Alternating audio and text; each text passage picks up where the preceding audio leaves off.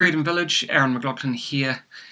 I've been working with people since 1996 doing a multitude of things, mostly clinical hypnosis, neurolinguistic programming, and structural psychology. I've written a few books. Something that keeps coming up, and that is the nature of information as we're getting it from the media. And I thought it'd be interesting to share the three foundations of hypnosis.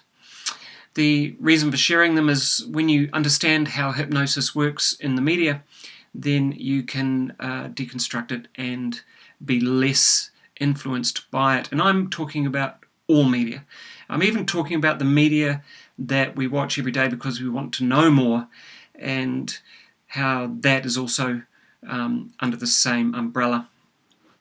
So the first aspect of hypnosis is fixed attention.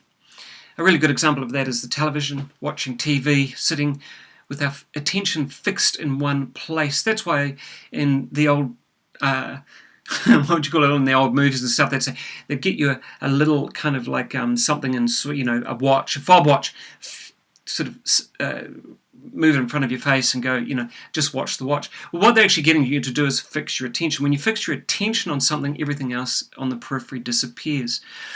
Once you have fixed attention, then what will happen is they'll suggest a few things, and one of the things that will generally be suggested is that your eyes are getting tired. And the reason that your eyes are getting tired generally is because you're fixating on something for a long period of time. So fixed attention and then suspension of disbelief. Now, what will happen with suspension of disbelief is you're fixed on something, you'll be told that your eyes are feeling sleepy, and because it feels that way, you'll suspend your disbelief from whoever tells you it. Now, it's a very useful skill and it's a very useful tool.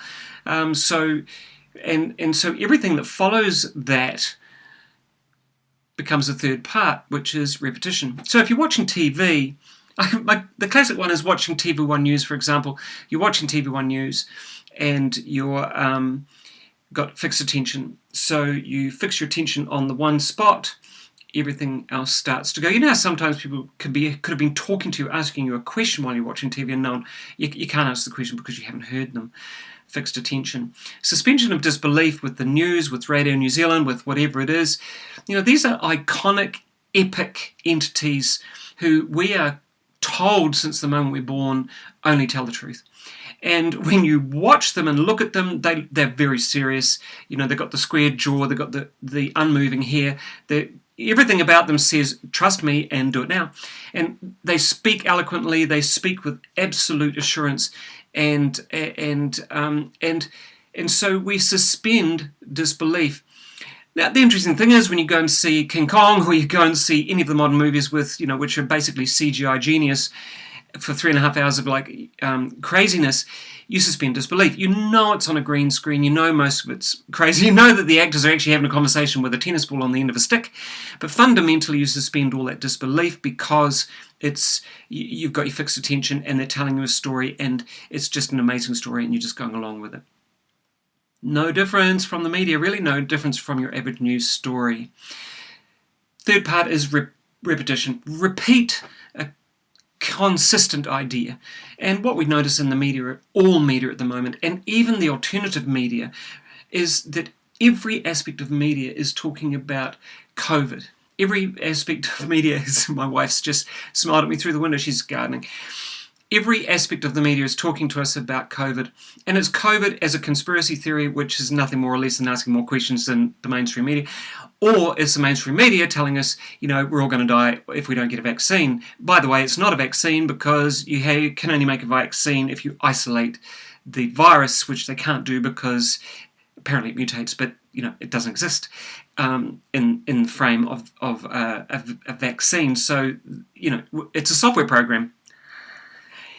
Anyway, but if you repetitively tell someone the same story over and over, and you add emotion, just add a little bit of emotion, sincerity, authenticity, and a tie, or a really nice frock, all due respect, fundamentally you've got hypnosis.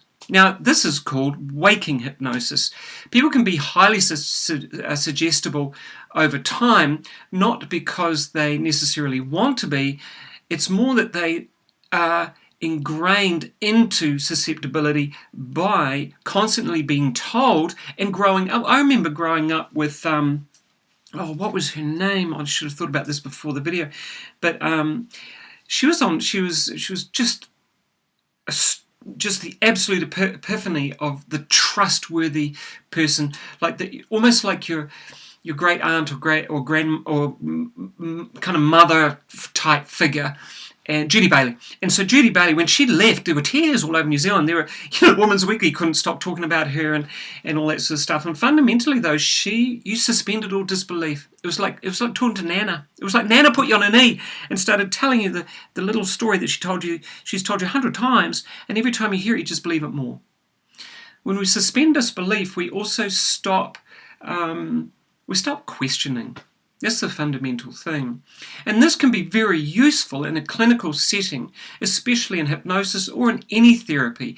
And every therapy uses some form of conversational hypnosis. Every therapy.